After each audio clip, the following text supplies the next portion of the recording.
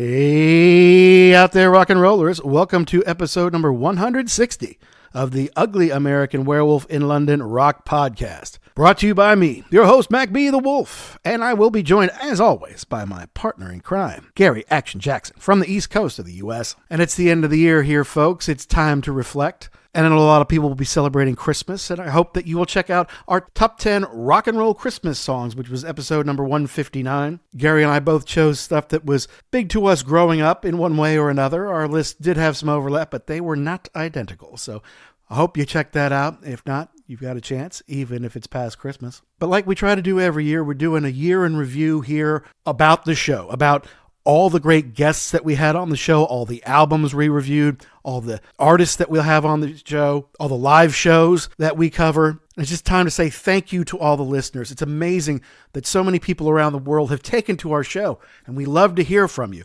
And you can write us at uglyamericanwerewolf@gmail.com and let us know what you think about the show or the kind of show you want to hear about. You want to hear about a certain band or a certain album or a tour that's coming up or whatever it may be. Let us know. We want to know what you're interested in. But we feel like we had a great year on the show. Even though I had a lot going on with moving from the Netherlands back to the USA, we kept the show going every week. In fact, we added a new monthly sidecast, we call it, First Concert Memories, where we take a guest and ask them 20 questions about the night they saw a certain band live for the first time and how it had an impact on them, maybe even changed their lives. We've gotten a lot of great response to those. Great guests talking about seeing Kiss for the first time, Def Leppard, Van Halen, Jimmy Page and Robert Plant, Ace Frehley. And we've got some great stuff lined up for 2024. But in looking back on 2023, we want to take a chance to look at all the albums that we reviewed, all the writers,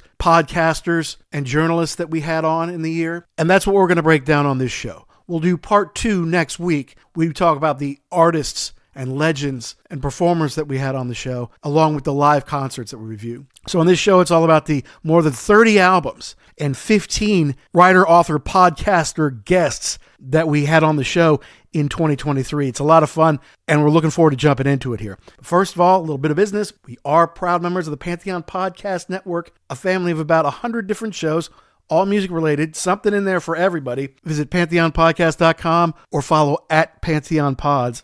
And our sponsor, rarevinyl.com, based in the UK, has been getting a lot of orders from listeners lately, and we really appreciate that. The code UGLY will save you 10% on all your orders. But it's a one-time code, and we've seen people going in to make big purchases. And I know it's the holidays, and that's great.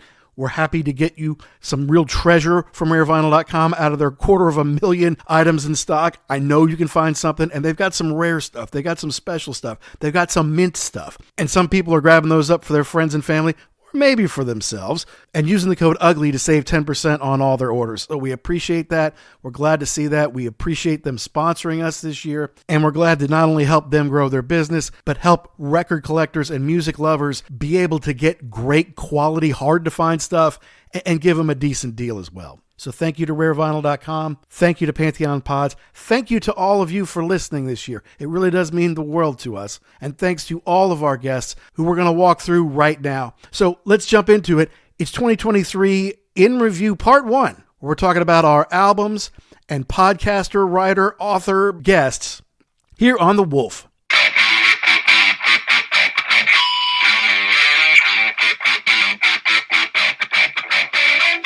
Well, 2023 is coming to an end here, Jackson. It's an interesting year for us, interesting year for the world. What are your thoughts as we kind of wrap up this 51st or so year of your life?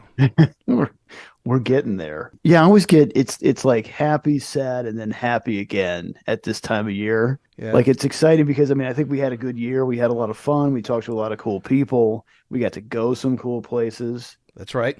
And then it's sad because the year's coming to an end, but then I'm looking forward to next year too. I know we've got some stuff on the agenda already. So I think we had a good year, and it's interesting because sometimes years run together. So, we did that. No, that was the year before. Or I thought that was last year. No, this was this year. So I think we had a good year, and I'm excited to go through it again. Well, I think we had a good year too. It was, the show definitely grew. which is great. I mean, meeting more folks from around the world is really cool for us, and to grow the show, to see people from the hinterlands of the earth, picking up the show, even if it's just for one episode. Like, you see someone in Ukraine download the show. It's like, you know what? They're going through some hell. They're going through some tough stuff. And if our show helps distract them for an hour, that's amazing. That's, and it's kind of shocking. It's like, well, then if that's true, we need to up our game a little bit here.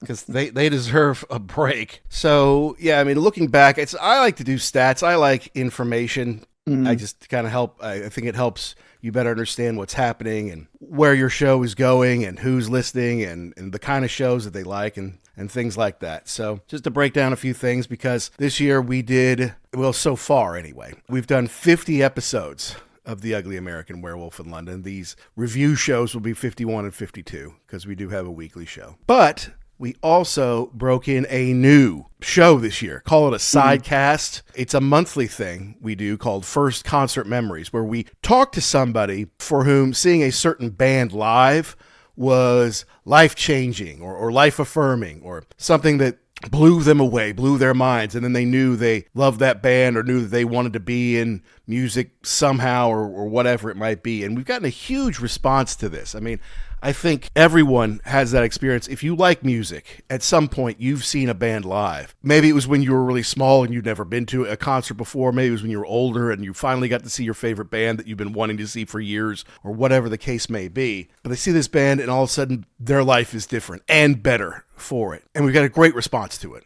And it's what I like is the fact we were talking to a couple of people for the regular show, a couple of guests, and then floated that past them, and you see their eyes light up like, oh yeah, that's a topic I'd love to talk about again, because especially people that get interviewed a lot with just, you kind of get the same questions over and over and over again, but to talk about something that you really have no agenda on, it's just a great piece of your life that you get to relive, I think is kind of universal, especially for people who are interested in music at all and are in the industry, for lack of a better term. No, you're right about that. And it's been refreshing too. I mean, look, we're fortunate in that we've been able to line up some interviews with some artists and some authors and some bigger players in the industry that were like, oh man, it'd be so cool to talk to him or talk to her or whatever. And then we get our allotted time with them. And then we mentioned, oh, by the way, we have this monthly show where you can talk about the first time you saw a certain artist and it changed your mind. They light up. They're like, whoa, okay, I'll come back for that. I mean,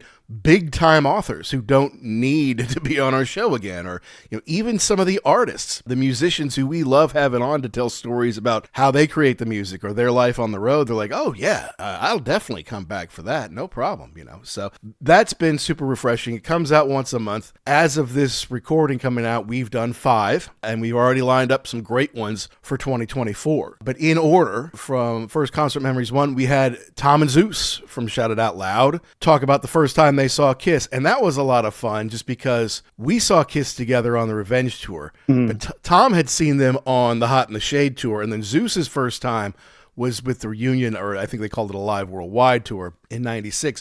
So we got 3 different stories of the first Kiss concert, which is cool. And then, of course, they were at the last Kiss concerts in MSG. Did you listen to their show on that? I have not yet. It's queued up. It's ready to go. I can't wait to hear about that. Their thoughts, their feelings, and just I've seen pictures that they've posted. So the whole, just kind of get the recap of the whole weekend or a couple days they were in New York. Yeah, no, it's a great show. I mean, they always do a great job. And obviously, seeing them live for the last time is a big deal, and I'm sure they'll do great with that one. But I'm glad we captured the first time that they saw them live. Hey, this is Tom and Zeus from Shout It Out Loudcast, and you are listening to the Ugly American Werewolf in London Rock Podcast. Next up on First Concert Memories 2, we had author Greg Renoff, who's not only written a book about Van Halen, like Van Halen Rising, he's also written a great book about Ted Templeman. But the first time he saw Van Halen live was on the 1984 tour. Now that is a big deal, and we had a lot of fun talking to Greg. Not only was it a big deal, just in the show itself and being able to say that you were there. But I mean, for all intents and purposes, he was a child. Like his mom had to drive him to the show and wait for him in the parking lot. Yeah, what was it, 13 or 14? Yeah, yes, 13, yeah, either 13 or 14. So the fact that he got to go, number one, was great. But how he ever talked her into that, I have no idea. I know. Just he knew he had to be there. That was the thing. He knew he couldn't miss it. I think if I remember correctly, it wasn't even like a whole bunch of, friends of his went. He just decided he was going to do this on his own. And that kind of, I think, set him on the path for the rest of his life. Yeah, I think you may be right about that. Yeah, absolutely. And so we appreciate Greg coming on. He's a Van Halen freak and an expert, and it was a great conversation. Our third one was with our dear friend Neil Poole from Def Lep Pod. I say it's the best Def Leppard podcast on the planet, and he was one of the ones that we started listening to when we first started our show. And of course, he was talking about seeing Def Leppard. Same time we saw them first on the Adrenalize tour, but he's talking about being in England, jumping on the bus from Liverpool to Birmingham to see them. Sounds like it's just a cool way to be able to get around when you don't have a car, when you don't have a driver's license. And to be able to get, they set it up so you can get to these shows around England. I just think that was cool. And the fact that he got to see them after he'd wanted to for so long, he was sitting there 4 or 5 years just loving Def Leppard and watching the Hysteria videos, watching In the Round in Your Face over and over again until finally he could go. I think that was really awesome. His brother took him, even though he didn't really want to take him, Yeah, that was an interesting recap too, because he went so far. I just figured, Liverpool was a big enough place for Def Leppard to play, but I think at that time it sounded like they didn't really have an arena there that suited them for that tour. So they got on the bus, which was part of the deal too. Like you bought your ticket and you bought the bus pass, because that's just what you were going to do. I've never heard of that in the United States, even though it probably exists somewhere. But it's more, I guess it was more of a big deal there. Like that's just what you did. You got on the bus with the rest of the fans and showed up to the show. I'd be interested to see what that ride was like back after everybody had been there, had imbibed, and then. Was there a bathroom on the coach? Because you may not want to be seated back there.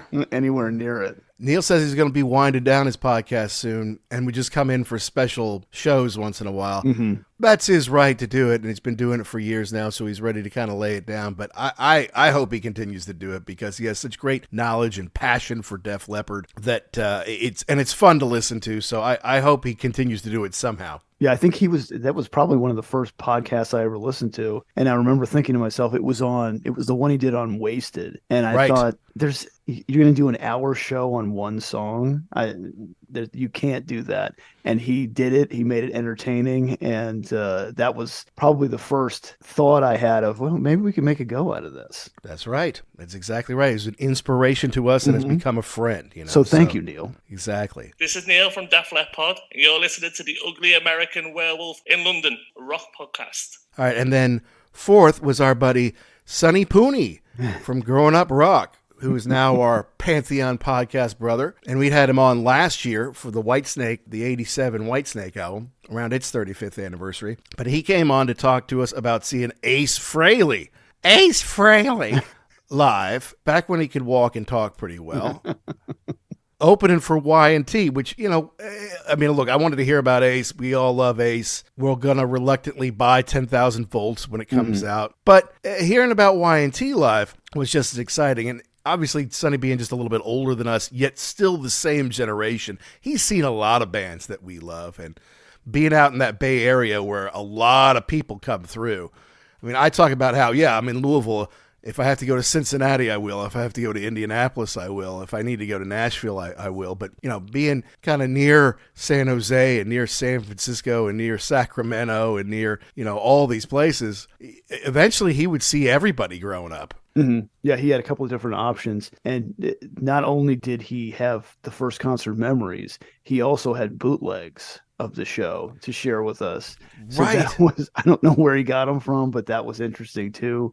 Because we talked about this on the show, but most live records that you hear are recorded, and then they go in and they do a little magic in the studio to kind of clean them up. But to hear not only the songs played, but to hear kind of the noise in the crowd of people getting upset and not upset, excited, Right. and yelling, "Oh, hey, here we go!" You really felt like you were there with them. I agree.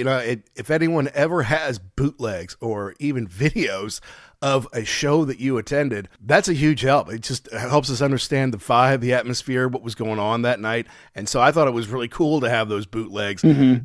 And yeah, it was recorded like somebody had it in their front pocket, right? So you hear the crowd, you hear people cheering, like, oh yeah, that was really good. It's definitely not off the board, but it's cool to be able to hear it, see what the band was sounding like, hear the banter, whatever. So that's great. This is Sunny Hollywood Pooney, and you are listening to the Ugly American Werewolf in London Rock Podcast. And then our fifth that came out on December 1st was another dear friend of the show coming back, Christy Alexander Hallberg from the show Rock is Lit, talking about the first time she saw Jimmy Page and Robert Plant in 1998. Of course, she wrote the book Searching for Jimmy Page a couple years back. That's how we met her.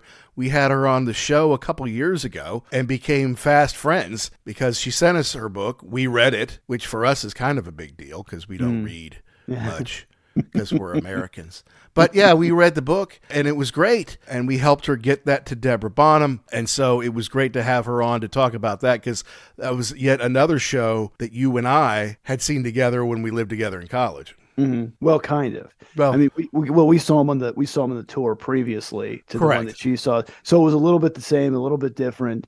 It was great to hear her recap that, including the highs and unfortunately the lows of that evening, and just hear her love for the artist. Like you said, she went on to write the book, so she definitely has definitely more of a connection to Jimmy Page than we ever do. And we thought we had a pretty big connection. Correct. No, yeah. She's got an even deeper one. Well, did you write a book about him? Well, no, I haven't done that. Were you in love with him? I'm like, well, platonically, kind of. Yeah. I mean, in a way, yes. Yes, And I wanted to be him, yes. Exactly. Hi, this is Christy Alexander Hallberg, author of the novel Searching for Jimmy Page, and you're listening to the Ugly American Werewolf in London Rock Podcast. So we thank all those guests for coming on, and we're going to go over all the authors and podcasters on this one. But thought we'd kind of clue you in. Our show is about reviewing albums, classic albums, mostly albums that we love, or at least they have some songs off it that were important to us, and then we'll review the whole album, usually around a big anniversary, the 30th, 35th, 40th, 45th, 50th, something like that. But we also have artists on who maybe they're doing a tour, maybe they have a new album coming out, maybe they just want to talk to us because we're so awesome. We obviously have a lot of podcasters on for different reasons, and sometimes we do live reviews.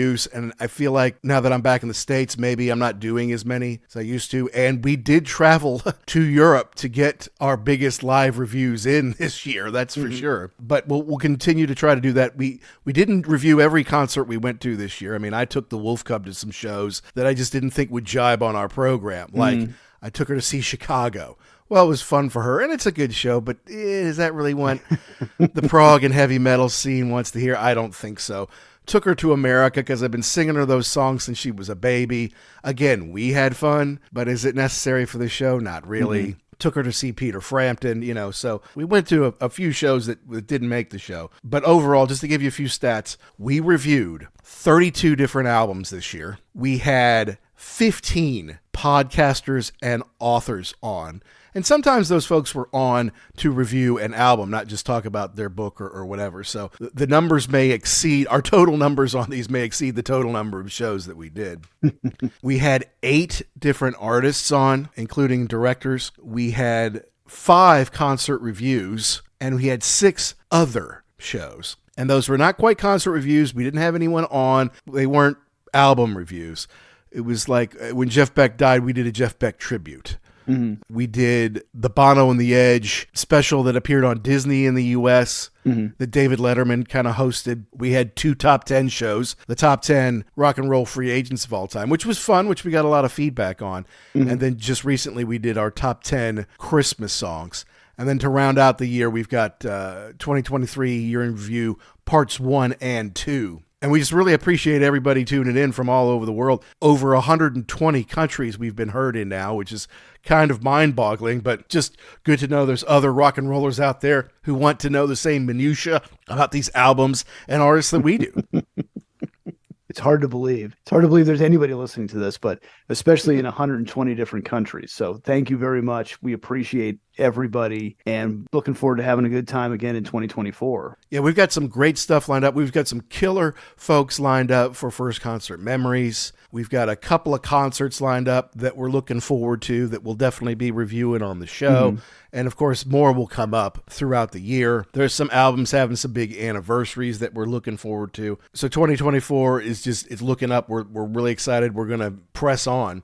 And there was another new segment that we introduced called On First Listen, which is something we've kind of been thinking about for a while here. We endeavor to know everything, right? Every band, every album, every little fact, every studio, every songwriter, all that. But nobody knows everything. And over time, people are like, oh, you got to listen to such and such album. And you're like, yeah, okay, I'll get there, at some point.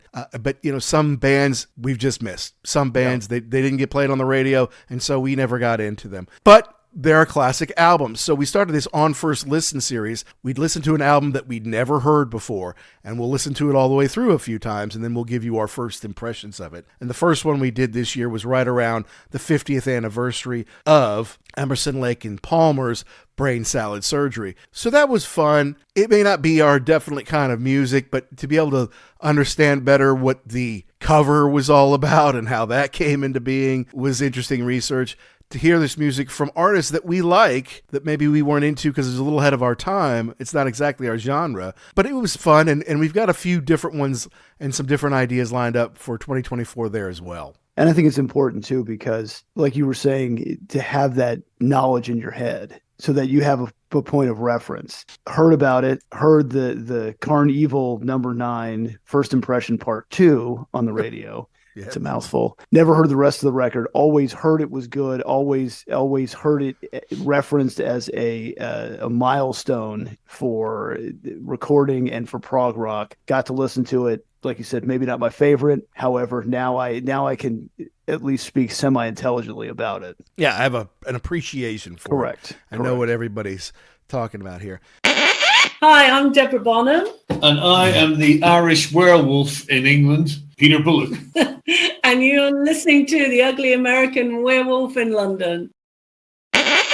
Well, let's run down. I'll just give a quick list here of all the albums that we reviewed this year, starting with Journey's Frontiers, celebrating its 40th. We did that back in, January we did that. City to City by Jerry Rafferty, one of our personal favorites. U2's War at 40. Oh, Metal Health, right. Metal Health by Quiet Riot. Turning 40. Sorry, I couldn't read my own writing there. We did Houses of the Holy, turning 50, if you can believe that. And we did that with our buddy Ryan Condal, who we'll talk about here in a bit. We did Cheap Tricks live at the Budokan. It's turned 45, if you can believe that. Coverdale Page turned 30. Dark Side of the Moon turned 50. We got a big boost from that. It was right around when I moved back to America, Jackson. And a lot of people not only tune in for that, but then they tune into all of our old Pink Floyd episodes and like seeing Nick Mason live and talking to Gary and Guy from Nick Mason's Saucerful of Secrets. That was actually a pretty big one for us. David Bowie's Let's Dance turning 40. Iron Maiden's Peace of Mind turning 40. That was a big one for us. Doing Marillion's Script for a Jester's Tear with Jimmy Madden. It kind of opened us up. That was almost our first On First Listen. We just didn't call it that at the time, but we hadn't heard that album at all. No. If not really familiar with that, not really familiar with Marillion either. Heard the name a million times. One of those, no, I've heard of them before. Never really listened to it, so I'm glad we got to talk to him, somebody who really had a reverence for that material. Yeah, absolutely. And Jimmy's a great guy. He's selling his music in America. Check out Jimmy Madden. But from then we moved to OU812 because it was turning 35 by Van Halen. Dire Straits' debut album was turning 45. It came out in 1978. Men at Work's Cargo turned 40, and we had a fun time reviewing that. I like doing the old MTV ones. I feel like that one didn't do quite as well as I'd hoped, but still, it was fun. I'm hoping whoever listened to that maybe said the same thing. Like, I remember that. and then went back and listened to it because it is an underappreciated 80s gem. Yeah, everyone would say, oh, it's business as usual because that's got the bigger hits. It's got Sure. Down Under on it. Came out the year before. It sold 10 million or something like that. But Cargo was a good second effort. Holy Diver, Ronnie James Dio's first kind of foray as a solo act, turned 40, and we reviewed that in May. We did a little bit of Dark Fighter preview. One of the great things about doing the show is people send us albums before they come out and say, hey, listen to this, and then see if you want to have somebody from the band on the show. I'm like, okay, well, I've heard of Rival Sons. Let me listen to Dark Fighter. Loved it. Thought it was awesome. About the best new album of the year. We're like, yeah, we'll talk to somebody. And we ended up getting guitarist and songwriter Scott Holiday on. And, of course, now they're one of our favorite, quote-unquote, new acts. But we'll get into that on show 2 a little bit more. We did, because we're big Asia fans, we had to do Alpha as it turned 40. What does that say? Oh, sorry. Robert Plant's Principle of Moments. There we go. Turning 40. And we've done Robert Plant's first 2 solo albums now. And they're both solid. He put together a new band, and it fit the 80s. Of course, this one had some big MTV hits on it. We also did Lynyrd Skynyrd's first album, pronounced Lynyrd Skynyrd, which was chock full of hits, and darn near also had Sweet Home Alabama on it. So that was a good one. We did Kill 'Em All, turning 40, with our buddy Jay Scott from The Hook Rocks. We did Motley Crue's Shout at the Devil as it turned 40. Goat's Head Soup we did with Mark from Performance Anxiety as it turned 50, and that was actually a really fun show. Mark has great energy, and the show performed pretty well for us. Got people to listen to our many other Stone shows. I think we have 8 or 9 Stone shows out of like 160 or whatever the number is at this point. So we'll probably have more next year. My guess is we will. We did Police, Outlandos d'Amour, as it turned 45. Genesis' self-titled 1983 album turned 40, as did Yes's 90125. That was fun to do both of those, as those were bands that we've done reviews on as like prog superstars and had members of the band on the show before. But those were more like their transition into more pop bands than the way out there prog bands. Right. And were our introductions to both those bands via MTV. They don't call him the best co-host in the business for nothing, folks. You got that right. Isn't he a convicted felon, Monty? Doesn't really say that here. Well, he should be. Okay, one that didn't do well, but I thought was fun to do was Traveling Wilburys as it turned 35. That was a fun one. Yeah, maybe just a little bit out of the demographics, but yeah, that was fun to go back and re-listen to when you get 4 giant names, I guess 5 giant names in the business to get together and make a record, and that was maybe a little bit past the prime MTV days.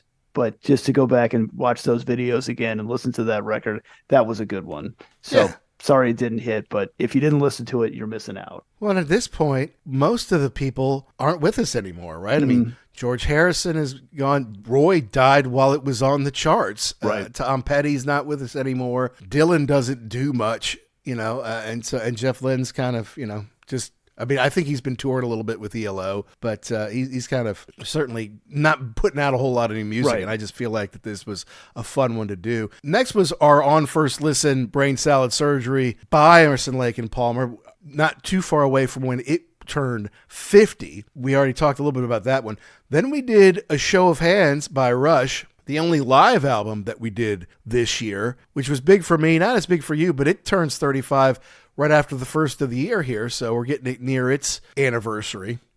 We did Thriller by Michael Jackson, close to its 41st. It was the only one we really did that wasn't near a real big anniversary, but we did it for Halloween because Thriller has that kind of scary Halloween tie-in or whatever, and we had to do it eventually, and I didn't want to wait until it turned 50 to do it, so we did it. After that, we did Billy Idol's Rebel Yell as it turned 40, Ozzy Osbourne's Bark at the Moon as it turned 40, and then the last one we did here in December was Band on the Run, right as it turned 50, and right around the time that Denny Lane unfortunately passed away, who had been with the Moody Blues before he joined Wings. And because Paul he had some band turnover. Some of the guys weren't thrilled with having Linda in the band and the lack of touring, and so they split. So it was just the three of them, Paul, Linda, and Denny, who made that epic record. And what I like, too, is the fact that we get to listen to the record like that, but also in doing research for the show, you get to know the story of how it was made, and that was a crazy one. It was a crazy one. I mean, made in Africa,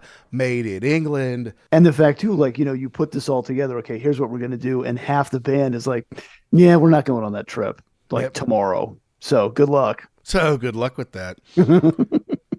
So we'll do a top 10 overall, like top 10 episodes overall on the second part. But as far as the albums that we review goes, here's how they rank as far as most downloads. This isn't our favorite. Okay. This is just like most downloads on the year. And we'll start at the bottom 10, but I'm going to have to give you some options here too, or some asides, because for the most part, all of these came out this year. But some of them, a couple who made the top 10, came out a couple of years ago, if you can believe that. Oh, okay. So, yeah.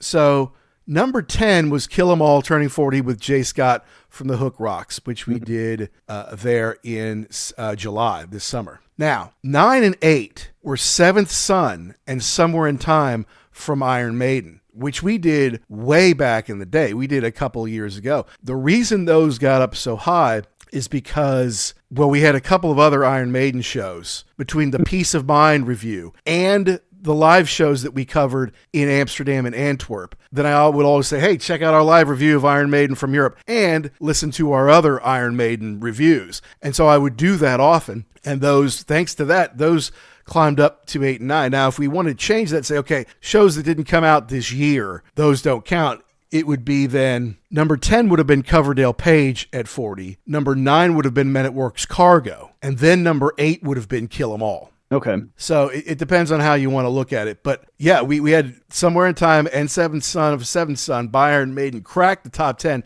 even though it's been a couple years since we did those. So that I think we can be proud of, because usually stuff that's 2 years old, that's ancient. But our stuff is, for the most part, evergreen. I mean, if you liked our review on its 35th anniversary, odds are you'll like it on the 37th anniversary, right? Okay. So moving up the chart here, number 7 was Script for a Jester's Tear by Marillion as it turned 40 with Jimmy Madden. That came out in March, when it was kind of right when I moved back to the States, and we just seemed to be on fire. Everything we did very well right around that time. Well, that was a fun show to do, because we had never, at least I had never listened to Marillion before, and it was good to get to know Jimmy too, somebody who is working in the business, putting out his own original material and trying to make a go of it. Fun to listen to him and to kind of track his comings and goings on social media too, because he's always out and about promoting his stuff, and he's got a tour journal that he does that's fun to listen to. Yeah, he's all over England, playing all over in pubs and small venues and stuff like that. He's goes to Australia to get his albums made and things like that, get his recordings done. He wants to come to America, so definitely check out Jimmy. And yeah, Marillion, if you need a starting off point, I mean, obviously you go to Spotify or any place that streams it, but they have a Best of Both Worlds Greatest Hits album because, they had Fish as their lead singer, and then he left, and then Hogarth came in to take over. But they got, just like Van Halen did a Best of Both Worlds Greatest Hits, they had a Dave record and a Sammy record. Marillion has the same thing with Fish and Hogarth, so I would definitely encourage you to check that out. Number 6 was Houses of the Holy turning 50 with our buddy Ryan Condal, who has his own podcast, The Stuff That Dreams Are Made Of, where he and his buddy talk about the movie props that they've bought and the auctions coming up and the things they have. And look, they're in the Hollywood industry, so they have some pretty nice stuff, some pretty killer things. He has a fedora worn on screen by Harrison Ford in Indiana Jones. He has a screen matched stormtrooper helmet. He has some cool stuff. We'll talk a bit more about him later. Number 5 was Dark Side of the Moon as it turned 50. Number 4 was Dire Straits' debut album, which I loved. And you got into it. You're like, wow, there's not a bad track on here, is there? Yeah, that was a nice kind of bonus, because I mean, obviously I've heard of Dire Straits before, Brothers in Arms was gigantic in 85, which is coming up sooner rather than later on that anniversary. But yeah, to go back and to hear it, I've heard Sultans of Swing a million times, but to get into the rest of the record, it was great. A nice surprise. And, one of those like, well, of course you were going to like it. You just never got around to listening to it. Yeah, I know. I mean, it's Mark Knopfler's brilliant and came out of the gates to show his brilliance. Number 3 was Goat's Head Soup by the Rolling Stones as it turned 50. And with Mark from Performance Anxiety, not only did we go over the whole album, but we also went over Scarlet and the things that they brought in for the special reissue. And we have to thank Mark for helping us spread the word on that, because that came out in August, yet it's still up at number 3. Number 4 was OU812 by Van Halen, which surprised me a little bit. Just because we even said so on the show. I mean, it's, would it make our top 5 Van Halen albums? No. If we're going to go listen to a Van Halen album, is this going to be it? Probably not. But we lived through it. I mean, when we were into Van Halen, that was the new album in 88. It was all over MTV. We were totally psyched. Oh, yeah, Van Halen's back, and here it is, kind of thing. But it's not heavy metal. It's not prog. It's not exactly 80s. I mean, it obviously came out in the 80s, but it's not that early 80s kind of Men at Work thing. So I was kind of surprised it did so well. I like going back and revisiting that one too, because you're right. It's not my favorite Van Halen record, but it's got some good tracks, and for me, it's got some pretty good memories too that go with it. Well, that's right. That's right. And you can't separate the music from the memories you made when you were young with it, because it just imprints on you. And now you've had those memories for 35 years, so. And then our number one album review of the year was Iron Maiden's Peace of Mind at 40, which you probably should have guessed, as it pulled 2 shows that were 2 years old into the top 10 and some more, because we've done like 7 or 8 Iron Maiden shows, right? We've done Peace of Mind, Seventh Son of a Seventh Son. We've done Live After Death. We've done Fear of the Dark. We've done Number of the Beast. We've done Number of the Beast. Somewhere in Time. Yeah, we've done a live speak by Bruce Dickinson. We've done a live concert review by them. So we've got a bunch of those. And then, Peace of Mind, between Peace of Mind and that live review this summer, it pulled all of them, I think, into the top 20, which is kind of impressive considering they're 1 and 2 years old. So we're going to have more albums celebrating 30th, 35th, 40th, 45th, and 50th anniversaries. Maybe we could do some 55ths. 1969 had a few records come out that we know. I mean, if you really want to get freaky, yes. And if you really want to get freaky, the 1964 started to come into play also with the Stones, and I think the Beatles were in 64 also. So, I'm looking forward to next year. We got a lot of potential. A lot of potential for sure. Yeah, I'm looking forward to it. So stay tuned for that. Hey, this is Scott Holiday from the Rival Sons. You're listening to the Ugly American Werewolf in London. All right. Well, I mentioned that we had 15 podcasters and authors on the show this year. I thought we would take the opportunity on this show to kind of run down through them and remind people of them, remind us of how much fun we had talking with these folks. And starting off in the first of the year, January, we had Ryan Condal on to talk Led Zeppelin's Houses of the Holy as it turns 50. And he had a personal story attached. I mean, I think, was it the Rain song they played at his wedding? They played something at his wedding. I think, it was either that or Over the Hills. Over the Hills and Far Away. Yeah, that might have been it. Yeah. So, to play that at your wedding, I would think it was a pretty important song for you, not just, whatever, we'll make it work. I know. And for those who don't know, Ryan Condal is the co-creator, executive producer, head writer, showrunner for House of Dragon, which is the prequel to Game of Thrones, which is doing very well. I know he shows up for about 8 or so Oscars coming up here in January. So cheer on Ryan. I'm sorry, Emmys. It's a TV show. It's not a movie show. It's up for 8 Emmys that I think goes down here in January. So root for Ryan and cheer him on, and hopefully he'll get on that stage and win. And if you have not watched House of the Dragon, I would encourage you to do so. I watched it in preparation to talk to him, and my wife said, oh, okay, I'll watch it with you. She made it halfway through the first episode and just said, I can't anymore. It is fantastically, that's a word, fantastically violent. So if you like that kind of stuff. It's also fantastic, too. I mean, it takes place at another time and place, right? So it's fantasy. To see that on a TV show is crazy, too. You'd swear, like you said, it's a movie. you could think it was a movie no problem for the effects and for the world that they built there. Yeah, they spent a little money on that TV show. That's for sure. But yeah, I mean, obviously we want to cheer on Ryan and wish him all the best. Absolutely. Looking forward to season 2 of that. Yeah, it would be cool to see it. And look, they have a behind the scenes making of that's a bunch of episodes, and Ryan's all through that thing. I mean, it's his baby. He's kind of the main guy. I mean, who's the guy who wrote that? The RR. What's his name? George R.R. Martin, I think. George R.R. Martin. Yeah. Obviously, he's a co-creator because Correct. It's based on characters and stuff that he wrote. But he's not all through. He didn't make the show every day the way Ryan made the show every day. Super guy, and we definitely would love to have him on again. It was his second time on. He did come on for show 51, or we called it 50 part 2, to talk about Highlander, because he wrote a script for Highlander that was picked up. And then I think Lionsgate either got sold or they had turnover at the top. All the executives changed, which means all the everything in progress there in production kind of got changed. But great guy. And it was a fun show, and it did make our top 10. Oh, just a quick note back on Ryan Condal's episode, House of the Holy. At the end of the year on Spotify for podcasters, they give you these stats and, which episodes were the most shared or which episodes brought in the most new listeners or whatever it was.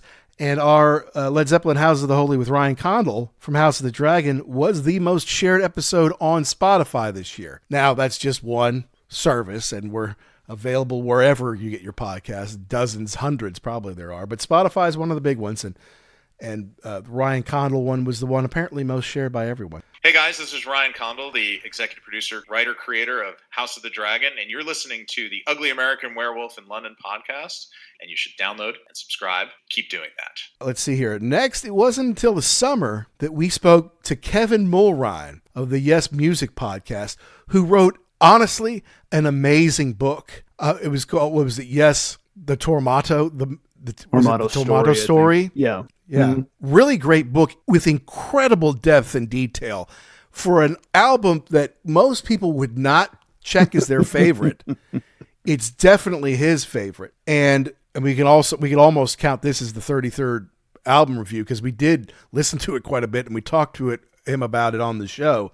But Kevin went into great depth about it, and I was impressed, and I wish I had read it before I moved away from London, because some of the haunts, like the RC studios that they recorded in and the place where they took the picture for the album cover, were right near where I used to live, and I used to walk past them all the time. Yeah, I always like to think that the bands, when they're together, they're kind of working side by side and for a common goal, but it really sounded like, especially on this one, there was a lot of infighting. Everybody was at each other's throats. It was not a pleasant experience. But the fact that they put it all together, put this record out, kind of where the band was, and he goes into a lot of technical stuff, which I love, as far as who's using what, the instruments. We talked a little bit to him about it, the creation and kind of the history and mystery of the Bytron.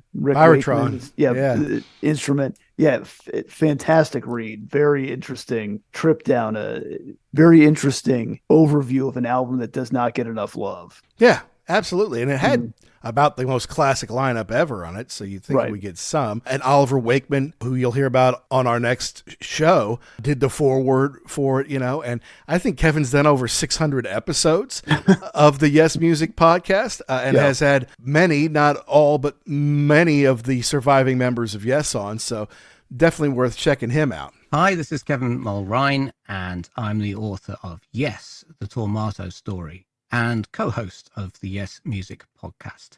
And you're listening to the Ugly American Werewolf in London podcast. Now, next was kind of a dream come true in that we got to talk to Mick Wall. Yeah. He had a new book about the Eagles' life in the fast lane, but I just wanted to talk to Mick Wall because he's been a rock writer for so long, and he worked at Kerrang, and he was on many of the VH1 Behind the Musics, especially the ones on harder rock bands. And so I almost put him in the artist category just because he's kind of a big star, if you ask me. I was a little bit like, oh my God, we're talking to Mick Wall today. Personally called out in Guns N' Roses Get in the Ring. That was awesome. That's right. Great overview or great information about that time in the Eagles' history. Well, kind of the entire history of the Eagles up until the end, And what I loved about him was he basically straight up said, I'm writing this for the fans. I'm going to tell you how it is, warts and all. I don't really care what the artists think. This is for the fans. Yeah, this is not to make Don Henley feel better about himself. Right. This is just the way it went down. No, Yeah. he's a brilliant writer. He's written like 24 books. Mm-hmm. And it was great. When I was doing research for the Jimmy Page show with Christy, I came across an interview he did for British TV when Page was doing Outrider. And he had hair. And honestly, I've only seen him with a shaved head. So to see him with hair back in the 80s, that was something. That was interesting. I didn't realize that was a thing. But no, thanks, Mick, for coming on. We hope to have you on again. Hi, this is Mick Wall, and you are listening to the Ugly American Werewolf in London. Next up in July, we had Martin Popoff. Talk about a prolific writer. He's written like 130 rock books, and they're all great. And this was AC/DC at 50, which is kind of a coffee table book where he takes 50 stories or 50 times in the band's history that were kind of pivotal or important to them, with a heck of a lot of amazing pictures and album covers and backstage passages, all sorts of great stuff. Martin's a fun talking, and it was his second time on the show. He'd been with us the year before to talk Blue Oyster Cult, but definitely check out martinpopoff.com or martinpopoff.ca because he's got a lot of great books, this among them, that would make great stocking stuffers and holiday presents. Yeah. And like you said, the stories in it were great, but I mean, you could even go through that book and just look at all of the photos of the band, the memorabilia that he's got pictures of, the promotional buttons that they would give out, backstage passes, posters.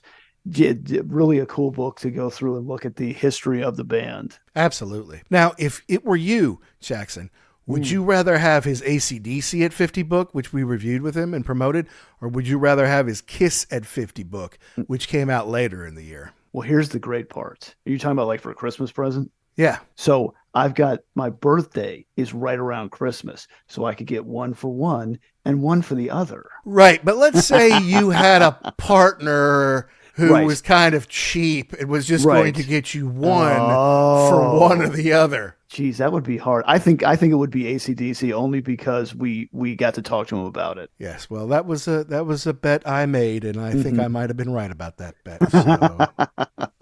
Ooh, not to foreshadow anything or anything Correct. like that. Yeah. Moving on. Yeah, hi there. This is Martin Popoff, scribbler of many, many rock books. You're listening to the Ugly American Werewolf in London. Later that month, we talked with Jay Scott from The Hook Rocks about Metallica's Kill 'Em All turning 40. And Jay, God bless him, got to see them when he was little, like snuck into the Aircon to see them and went on his bike after midnight to go hang out with them in a bowling alley parking lot because that's what they were doing back then. They would go find a place where their fans would be and they would hang out and they would smoke and drink and sign records for them and build their audience. That's how Metallica got big. And Jay kind of gave us the insight as to seeing that firsthand as a teenager. I would have loved to have been with them that night just to see the animals that were in that club. Because I mean, they had when they first started, there was a rough crowd of guys who like to hear music extremely loud. Really cool to get to talk to somebody who was actually there. I mean, we've listened to the record a ton of times. We got to go see them later on. But to kind of get in on the ground floor when no one knew who they were, and at a point where they would actually hang out outside the venue, really cool to talk to. Really cool to get his insight on that. Yeah, absolutely. And he got to see them with Cliff, obviously, which is really cool. And it won't be Jay, but we did connect with somebody who saw them play with Cliff just days, weeks maybe before. I think it was Cliff died. I think he said it was. I think the week before he passed away, and just when you're seeing him, then you didn't know. You'd figure, of course, yeah, it was going to go on forever. But yeah, now to kind of go back and think about that, that's a conversation I'm looking forward to. Yeah, so stay tuned for that. It'll be first concert memories sometime in 2024. But we hope Jay's doing well. I know we had a couple of health issues to deal with this year, so I hope he's feeling great and going to have a good holiday season here. Not too long after that, we had Uncle Steve from Uncle Steve's Iron Maiden Zone on. And basically, we asked him to interview us, right? Because you and I got to go back to Europe to Amsterdam, where I used to live, to see Iron Maiden live at the Ziggo Dome. Then we go to Antwerp to see them again. And then that's when the fun really started.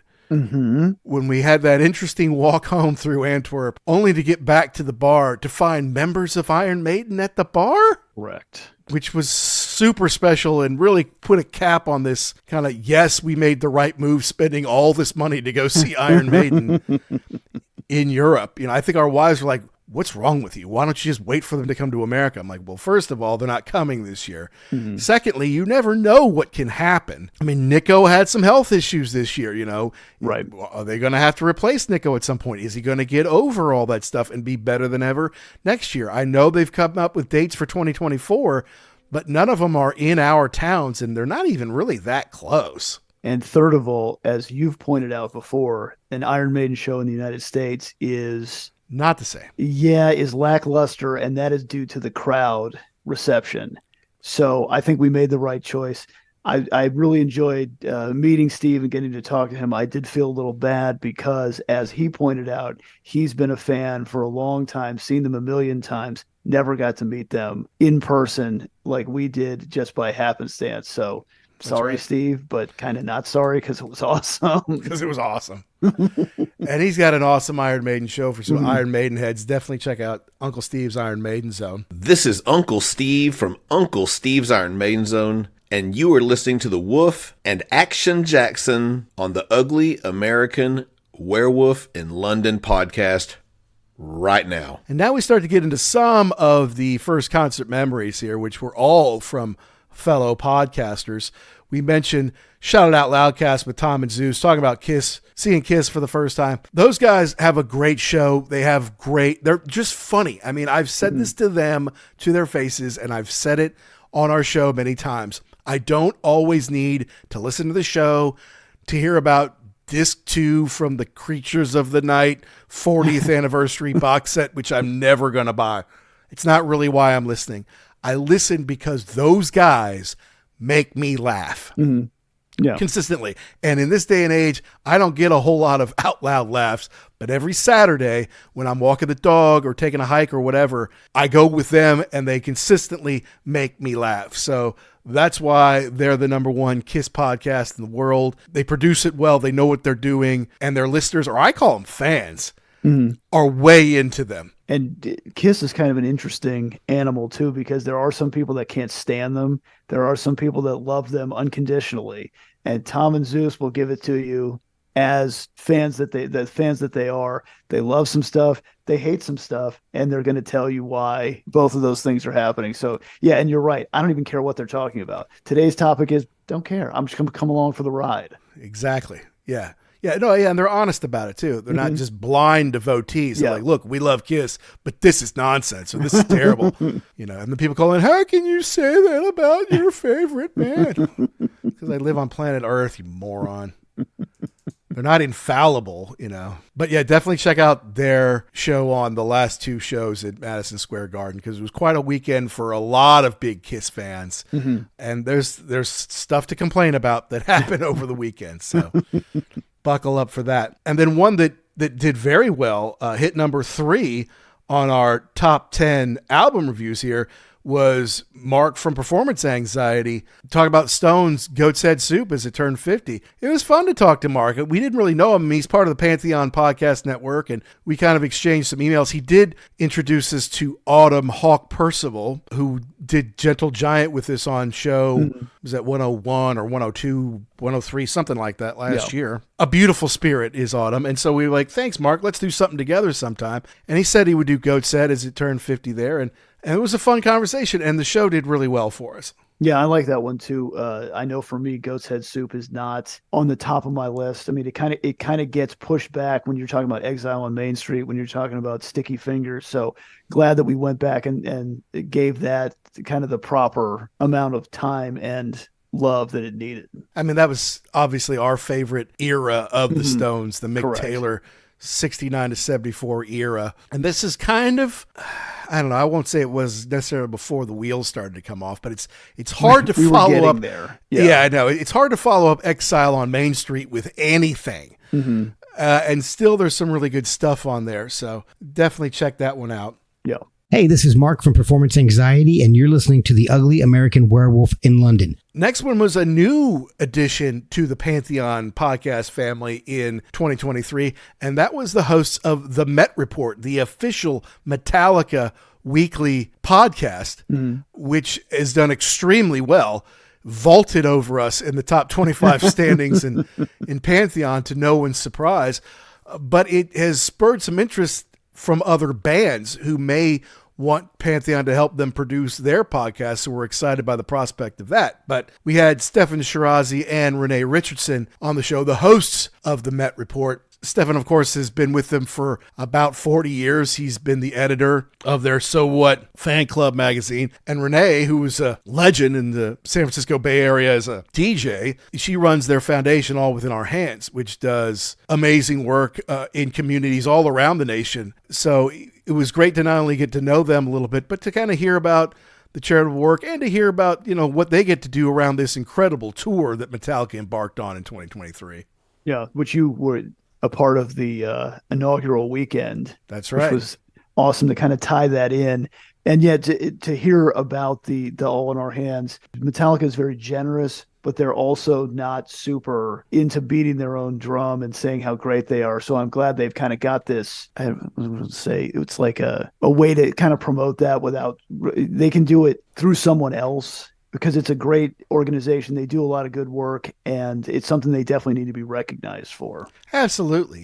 Helping people get jobs or helping people get everything to get to school, to get that certificate, that degree, or whatever is going to help them move forward in their lives. It's pretty awesome. And yes, they do deserve a lot of credit for doing that. I don't see a lot of other bands doing that. They may give money away, but they don't get down there and start something from the ground up that's really going to help people around the nation. Right. And if you go to the website, you can actually see case studies of individual people they've helped and how it's made a difference in their life. So I would definitely encourage you to go and check that out if you're not familiar. Hi, my name's Stefan Shirazi from the Metallica Report. Hi, my name is Renee Richardson from the Metallica Report, and you're listening to the Ugly American Werewolf in London. When it comes to Metallica, we will be talking about the concert review on the next episode. Let's jump ahead to First Concert Memories 2 with Greg Renoff of Van Halen. That guy talked fast and has a lot of knowledge about Van Halen, man. We had to squeeze all that in there. Definitely a tour that I like to hear about because we were just a little bit too young for that at that time. Would have loved to have seen it. Definitely got to see clips of when they were promoting it back on the MTV era. Cool to hear from him. Giant Van Halen fan, like we talked about before. Pretty much shaped the rest of his life. So it was awesome to hear about that. Yeah, it was awesome for us too. 1984, the album, which came out early in 1984, which means there's a 40th anniversary coming up. Hint, hint. Very important to us as we were children of MTV, and it was plastered all over it. And it's like, oh wow, these guys are really awesome, So can't wait to, if it happens, talk about that album at some point. But thank you, Greg. Yeah, absolutely. And check out his books. They make great gifts as well. Then next was Neil from Def Lep Pod, talking about seeing Def Leppard on Adrenalize. After that was Sonny Pooney talking about seeing Ace live. And after that was Christy talking about seeing Jimmy Page and Robert Plant live. So 13 shows with other authors and podcasters, 15 folks overall that we got to hang out with. And I got to say, that's one of the best parts of doing this show is to connect with folks who have this passion for rock music the way we do, so much so that they had to make a show or they had to write books about it. And yeah, certainly when you talk about Mick Wall and Martin Popoff, they're kind of on a different level. They've written lots of books and they're really good. But it's great that like someone like Kevin Mulrine, who decided 12, 13 years ago he wanted to do a Yes Music podcast because it's his passion, and where he has all this knowledge, he starts that, and then eventually he's going to write a book, and he wrote a great book, and the Shout It Out Loud guys are doing the same thing, right? They're writing a book with Joey Casada that's going to come out sometime next year, so maybe that's something for us to think about. Christy did it backwards. She wrote the book and then she made the podcast.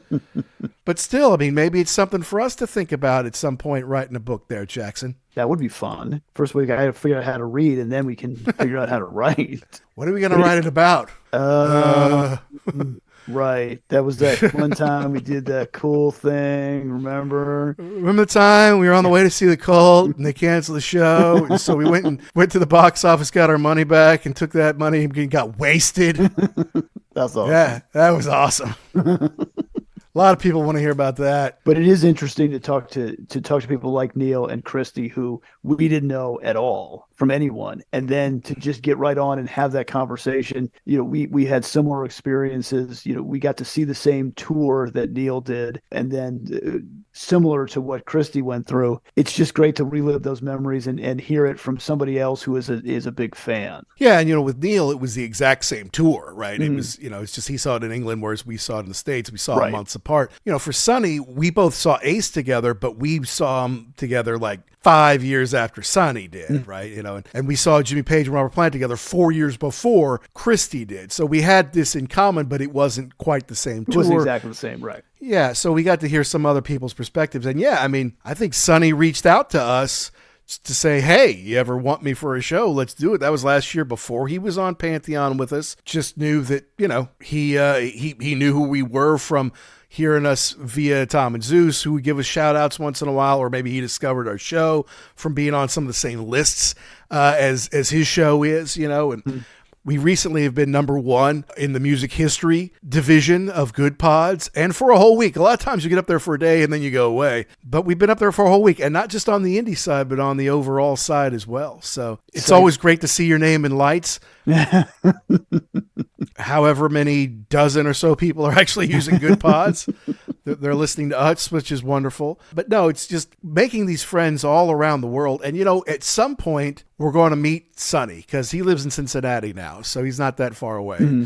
Some point, we're going to go to a show with Christy. At some point, we're going to meet up with the Shout It Out Loudcast guys, and do something fun together. So, all of our friends, and certainly our work colleagues and our family, they're not into rock music the way we are. But we found our people through the show, right? We've been able to branch out all around the world. Think of somebody like Chris from Rock These Tweets. Well, he lives in Toronto. But now we're friends, and we communicate on social media. And, and all these folks, even though we've never sat down and had a meal together or a beer or anything like that, still consider them to be our friends and our brothers and sisters in rock and roll. Right. Right. So, yeah, interesting to see what 2024 is going to bring. Hopefully more of just all of this, but more. All of this, but more. Yes. All of this. I want all of this, but then even more stuff to happen. And on the next show, we'll dig into the concert reviews we had and the artists that we had on the show, because we had some great ones that sparked some great conversations. Mm-hmm.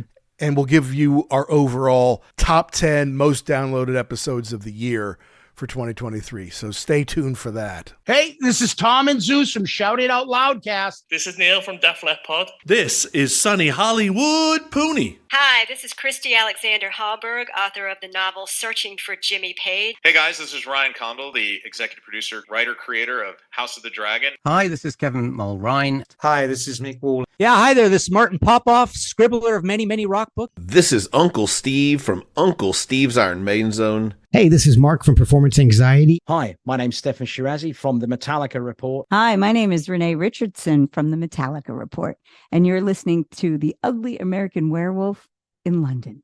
Did I get that right?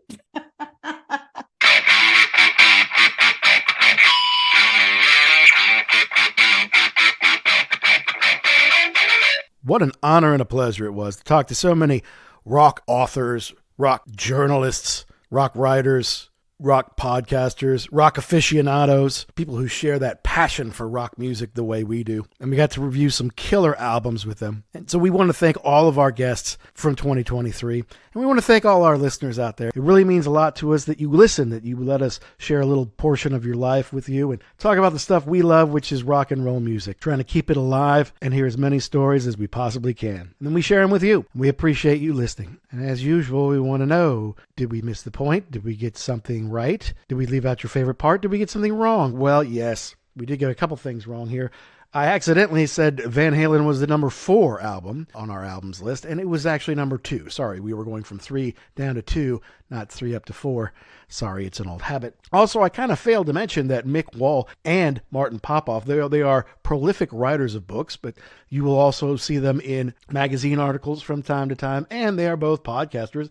Martin is, of course, the host of History in 5 Songs with Martin Popoff, which is also on the Pantheon podcast network, of which we are a proud member and thankful to be a part of. But we want to hear from you. We want to know what you want to hear about: albums, bands, genres, top 10 lists, whatever you're looking for. Email us. It's uglyamericanwerewolf@gmail.com. Follow us on socials. We're always on Twitter at ugly_werewolf or at actionjack72, but you'll find us on Instagram. You'll find us on Threads. You'll find us on YouTube. Reach out. Let us know how you're doing. And make sure you visit our sponsor, rarevinyl.com. Use the code UGLY. You save yourself 10%. We've had a lot of great orders this holiday season.